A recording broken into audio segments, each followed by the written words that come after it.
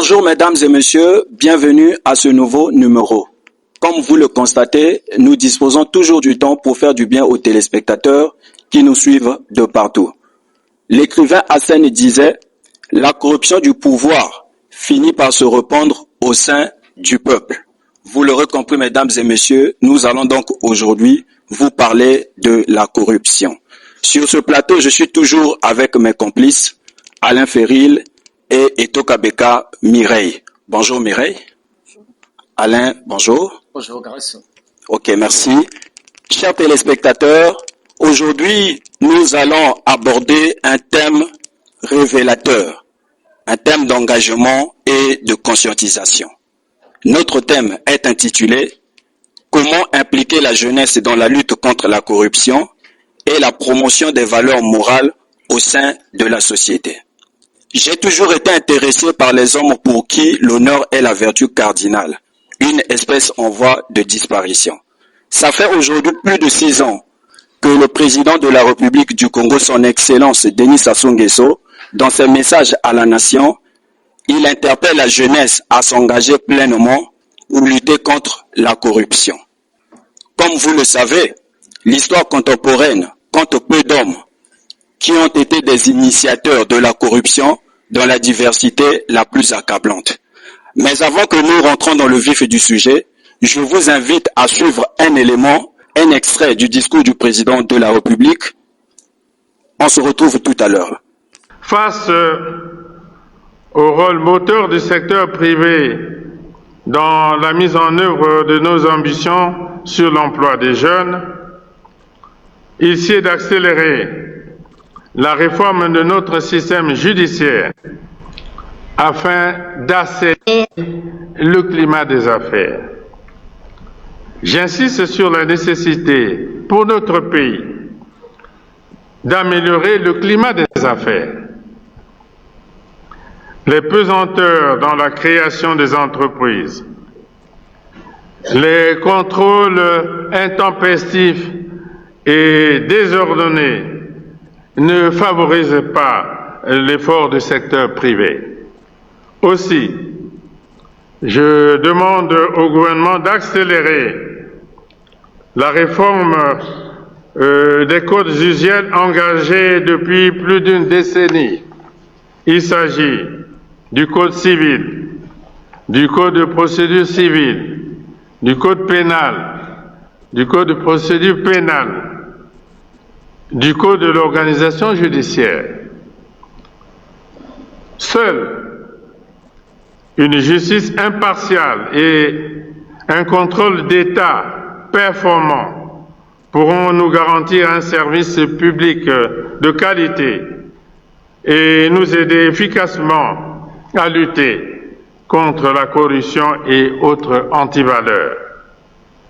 C'est en cela qu'il nous faut encourager toutes les opérations de vérification prévues ou menées dans les structures de l'État. À titre d'illustration, le recensement biométrique des étudiants inscrits dans les universités publiques à Brazzaville a permis de constater que l'État ne devrait décaisser que 3 milliards de francs CFA par an au lieu de 9 milliards exigés pour le paiement des bourses. Est-ce à croire que 6 milliards de francs CFA se dissipent chaque année sans jamais laisser de traces?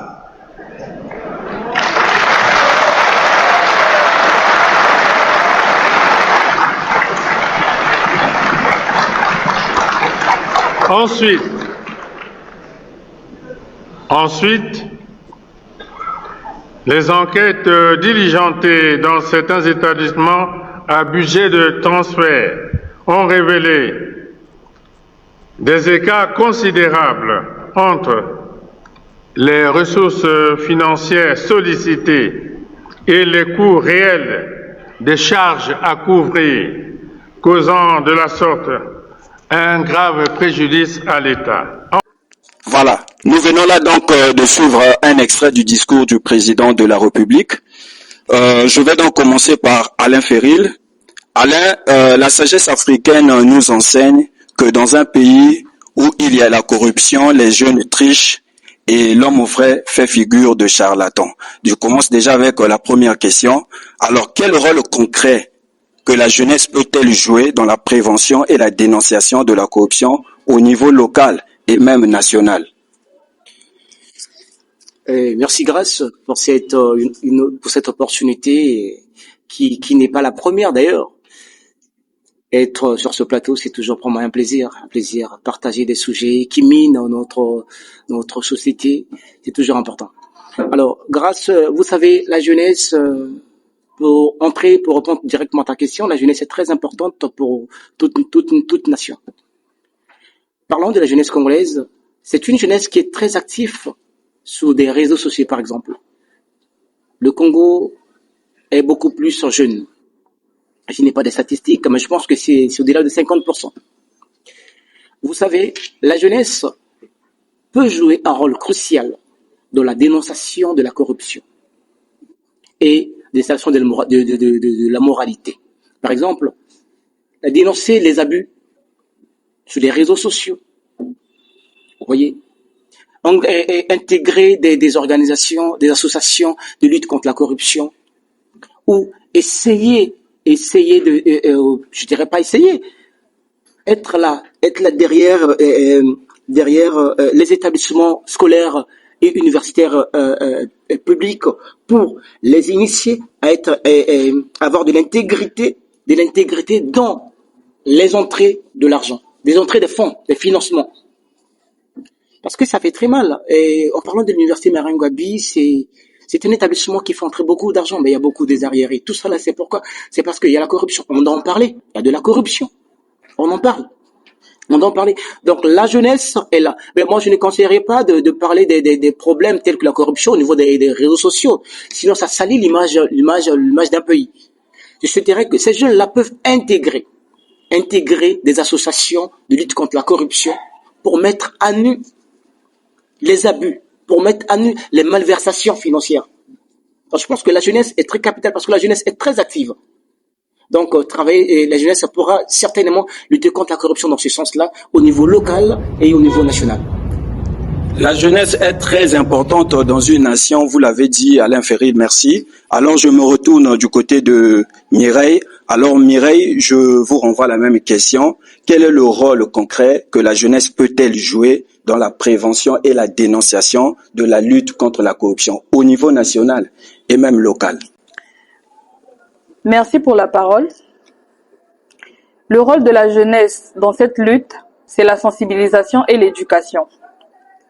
Quand je dis sensibilisation et éducation, en quoi faisons? En organisant des ateliers, des conférences et des campagnes sur les méfaits de la corruption.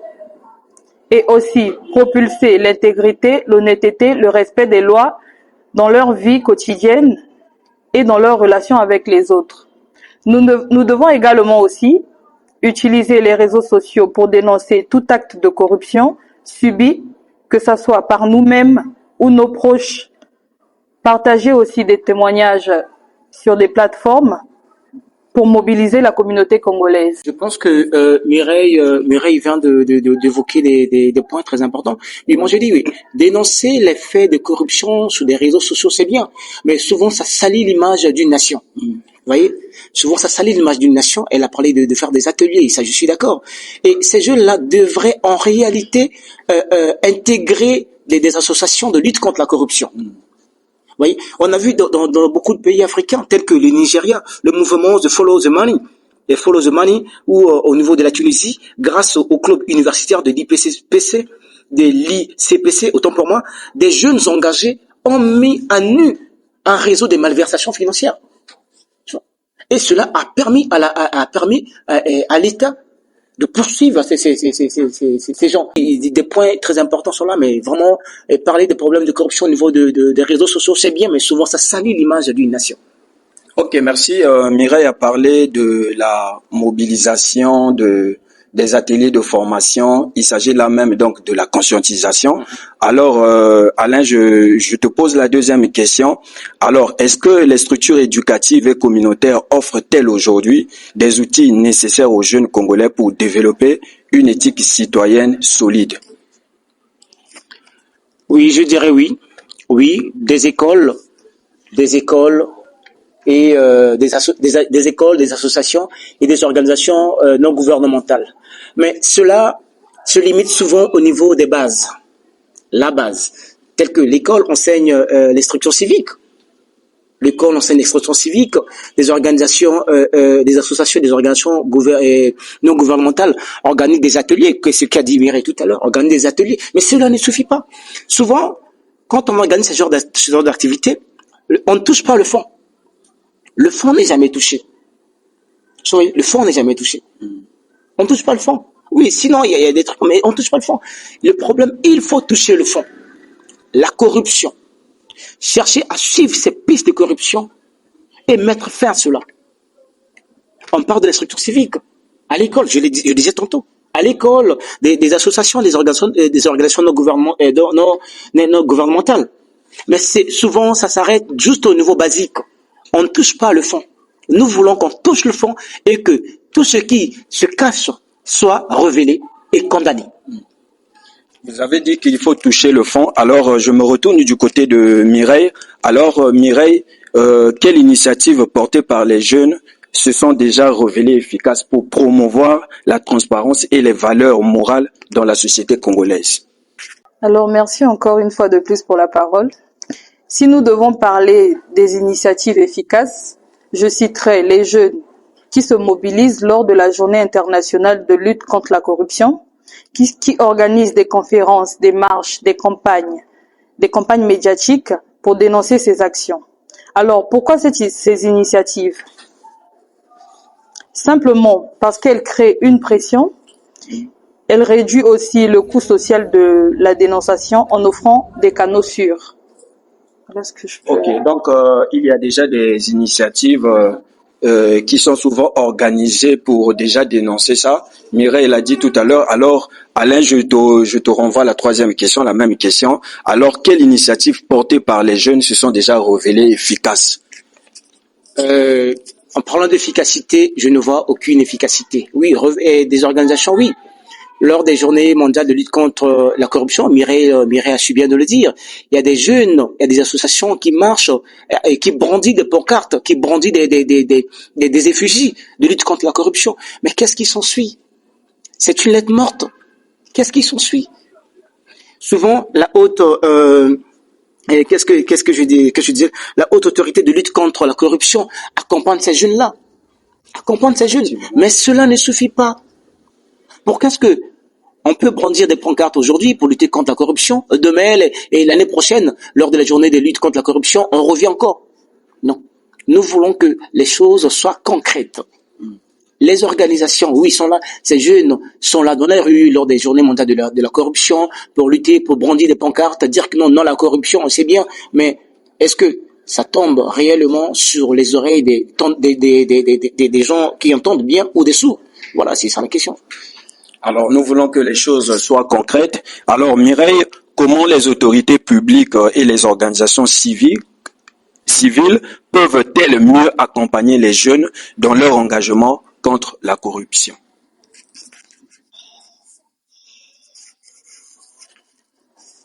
Les autorités publiques et organisations civiles peuvent mieux accompagner les jeunes en fournissant des ressources, c'est-à-dire offrir des formations, des outils, des financements pour soutenir ces jeunes-là qui luttent contre la corruption.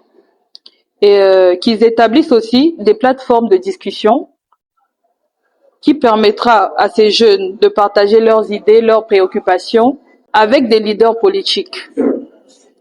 Et si possible, mettre en place des lois pour prévenir et punir la corruption. Ok, merci Mireille. Mireille a parlé, Alain, il a parlé du financement, il a parlé du matériel nécessaire donc pour accompagner la jeunesse à lutter contre la corruption. Alors, je te renvoie à la même question. Comment les autorités publiques et les organisations civiles peuvent-elles mieux accompagner les jeunes dans leur engagement contre la corruption? On ne cessera de le dire. Il y a la formation, il y a la sensibilisation. On doit sensibiliser les jeunes au niveau des écoles, depuis l'école maternelle. Depuis l'école maternelle. On ne doit pas attendre que les jeunes arrivent à l'université ou au lycée pour qu'on leur parle de la lutte contre la corruption ou de la bonne moralité citoyenne. Non, on doit en parler depuis l'école, depuis la maternelle. Depuis la maternelle. Pour que cela soit intégré dans la mémoire des enfants, en grandissant, qu'ils grandissent avec. Monsieur Grasse, vous savez, hier, on parlait des pionniers. C'était la rigueur. C'était des valeurs. On prônait des valeurs. Mais de nos jours, ce n'est plus le cas. Donc, on doit commencer à sensibiliser, à former des jeunes. Et depuis le bas âge, depuis l'école maternelle, pour que ces jeunes grandissent avec cette idée de l'intégrité morale dès le bas âge. Donc, c'est ce que je vais. Et surtout, je disais tantôt, et créer des maisons des jeunes. Des maisons des jeunes dans tous les départements où les jeunes peuvent se rassembler, discuter des problèmes du pays, discuter surtout des problèmes de la corruption.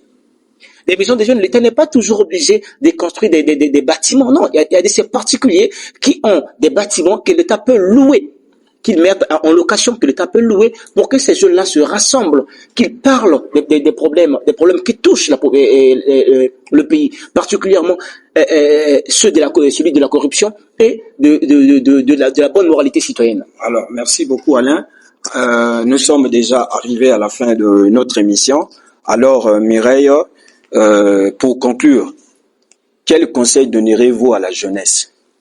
Alors, moi, je conseillerais à la jeunesse de rester intègre, refuser le favoritisme, tout ce qui est facilité, refuser. C'est tout. Merci Mireille. Alors Alain, nous sommes à la fin. Quel conseil donneriez-vous à la jeunesse en ce qui concerne la corruption? Chers jeunes, je regarde la caméra en m'adressant à vous. L'avenir d'un pays, d'une nation dépend de la jeunesse. Parce que la jeunesse a la vigueur, la jeunesse a la force. Si vous hypothéquez votre avenir, c'est que c'est vous qui pleurerez demain.